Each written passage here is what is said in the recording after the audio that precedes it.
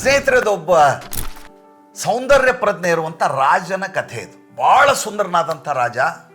ಒಳ್ಳೆ ಶೇರ್ವಾನಿ, ಒಳ್ಳೆ ನಿಲುವಂಗಿ, ಒಳ್ಳೆ ಪೇಟ, ಒಳ್ಳೆ ಕುದುರೆ. ಗ್ರಾಮ ಪರ್ಯಟನೆಗೆ ಹೋಗ್ತಾ ಇರ್ತಾನೆ. ಗ್ರಾಮ ಪರ್ಯಟನೆ ಹೋಗಿ ಜನರ ಕಷ್ಟ ಸುಖ ಕೇಳ್ತಾ ಇರ್ತಾನೆ. ಇದ್ದಕ್ಕಿದ್ದಾಗೆ ಒಂದು ಊರಲ್ಲಿ ಕೆಳಗಿಳಿತಾನೆ ಕುದುರೆಯಿಂದ.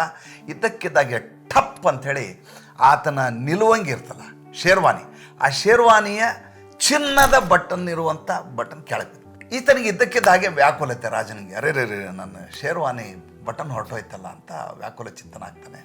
ಮಂತ್ರಿ ಕೇಳ್ತಾನೆ, ಊರಲ್ಲಿ ಯಾರಾದರೂ ಬಟನ್ ಹಚ್ಕೊಡೋವಂಥವ್ರು ಇದ್ದಾರ ನೋಡು, ಗೋಲ್ಡನ್ ಬಟನ್ ಮಾಡೋರು ಇದ್ದಾರ ನೋಡು. ಮಂತ್ರಿ ಇದ್ದವನು ನೇರವಾಗಿ ಆ ಊರಲ್ಲಿರುವಂಥ ಒಬ್ಬ ಚಿನ್ನದ ಕೆಲಸ ಮಾಡೋನು ಕರ್ಕೊಂಬಂದು ತೋರಿಸ್ತಾನೆ, ಈ ರೀತಿ ಒಂದು ಚಿನ್ನದ ಬಟನ್ ಮಾಡಿಕೊಡು. ಆತ ಅತ್ಯಂತ ಕುಸರಿ ಕೆಲಸ ಮಾಡುವಂಥ ಕೆಲಸಗಾರ ಆತ ಕ್ಷಣಾರ್ಧದಲ್ಲಿ ಸುಂದರವಾದಂಥ ಒಂದು ಬಿರಡೆಯನ್ನು ಮಾಡಿ, ಬಟನನ್ನು ಮಾಡಿ ಬಂದು ರಾಜನ ನಿಲುವಂಗಿಗೆ ಅದನ್ನು ಜೋಡಿಸ್ತಾನೆ. ರಾಜ ನೋಡ್ಕೋತಾನೆ, ಸಂತೃಪ್ತ ಆಗಿಬಿಡ್ತಾನೆ.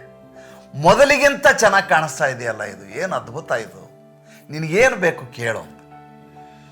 ಪಾಪ ಚಿನ್ನದ ಕೆಲಸ ಮಾಡೋನು ಹೇಳ್ತಾನೆ, ನನಗೇನು ಬೇಡ, ನಿಮ್ಮಂಥ ರಾಜ್ಯದಲ್ಲಿ ನಾನು ಕೆಲಸ ಮಾಡ್ತಾ ಇದ್ದಿಲ್ಲ, ಅದೇ ಧನ್ಯತೆ ನನಗೆ, ಬೇರೆ ಏನು ಬೇಡ.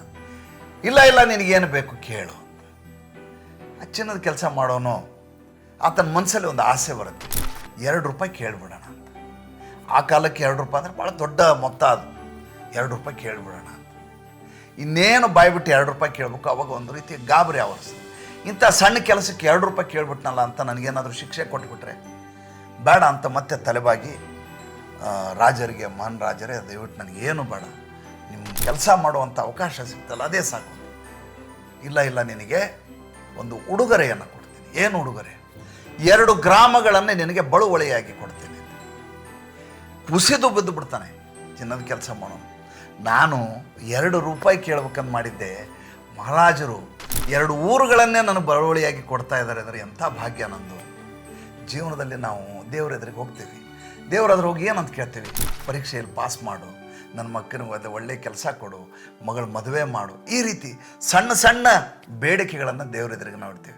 ದೇವರು ನಮ್ಗೆ ಭಾಳ ದೊಡ್ಡದೇನೋ ಕೊಡಬೇಕು ಅಂತ ತೀರ್ಮಾನ ಮಾಡಿರ್ತಾನೆ. ಆದರೆ ಸಂಕುಚಿತವಾದ ಮನಸ್ಸಿದೆಯಲ್ಲ, ಅದು ಅಷ್ಟಕ್ಕೆ ಸೀಮಿತ ಆಗಿ ಸಣ್ಣ ಸಣ್ಣ ಬೇಡಿಕೆಗಳನ್ನ ದೇವ್ರ ಮುಂದೆ ಇಟ್ಬಿಡುತ್ತೆ. ಅದಕ್ಕೆ ಯಾವತ್ತೂ ದೇವ್ರ ಬಳಿ ಹೋದಾಗ ಏನನ್ನು ಕೇಳಬೇಡಿ, ಯಾಕಂದರೆ ದೇವರು ದೊಡ್ಡದೇನೋ ಕೊಡಬೇಕು ಅಂತ ಯಾವತ್ತೂ ಆಶಿಸ್ತಾ ಇರ್ತಾನೆ.